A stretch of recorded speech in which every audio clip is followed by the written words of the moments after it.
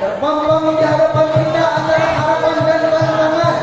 Harapannya kita menyaksikan kebangkitan Islam dan berjalan, di mana masjid-masjid semakin penuh dan semakin subur. Namun tantangan yang harus kita hadapi sekarang ini adalah masuknya budaya-budaya barat ke dalam kehidupan Islam, terutama melalui televisi, komputer, internet dan lain sebagainya.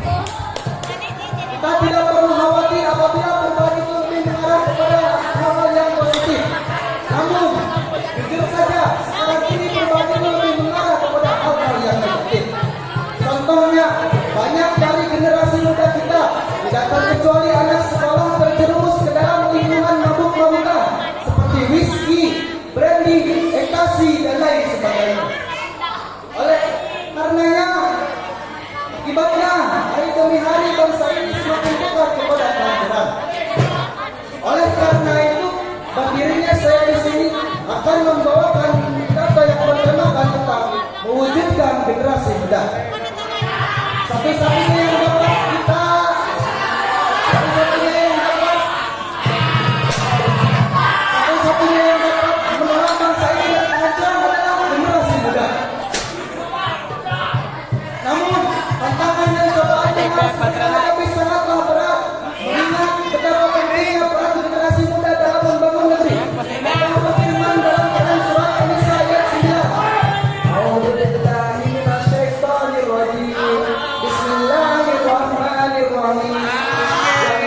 Walladzina law taraku min khalqihim dzurriyyatan dha'afan khafu 'alaihim fayattaqullah wal yaqulu qawlan sadida.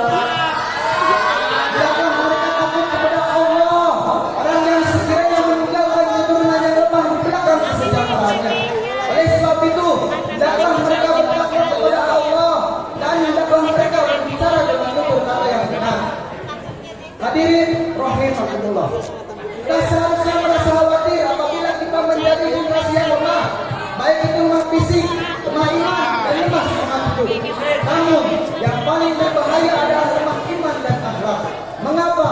Karena hal itu akan meracuni kehidupan kita. Bila itu terjadi, maka kita bukannya menjadi bobot-bobot pembangunan, namun sebaliknya, kita menjadi virus penghambat dan penghancur pembangunan. Na'udzubillah, tsumma na'udzubillah. Sejarah telah mengajarkan kepada kita agar memiliki semangat yang tinggi dan tanggung jawab yang penuh terhadap kelangsungan bangsa dan agama. Karena apa? Karena ada makalah yang mengatakan subhanul yaum rijauhum, pemuda masa kini adalah pemimpin masa depan.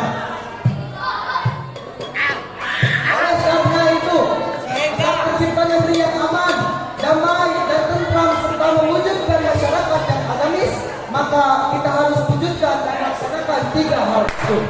Yang pertama, disiplin. Generasi muda yang unggul dan berkualitas harus memiliki kedisiplinan yang tinggi, rajin bekerja, gemar beramal, semua itu untuk menyangsang masa depan yang cerah dan indah. Namun sebaliknya, jika kita menjadi generasi muda yang lemah, maka tunggu saja masa depan yang suram dan mengenaskan. Yang kedua, jujur. Kejujuran merupakan salah satu ciri dari generasi muda. Kejujuran bukan jujur terhadap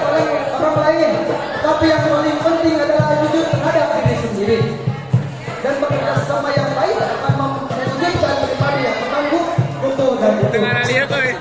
Yang ketiga, ulang generasi muda yang unggul dan berkualitas, tidak mudah putus asa dan selalu ulet sesuai dengan skill dan profesinya.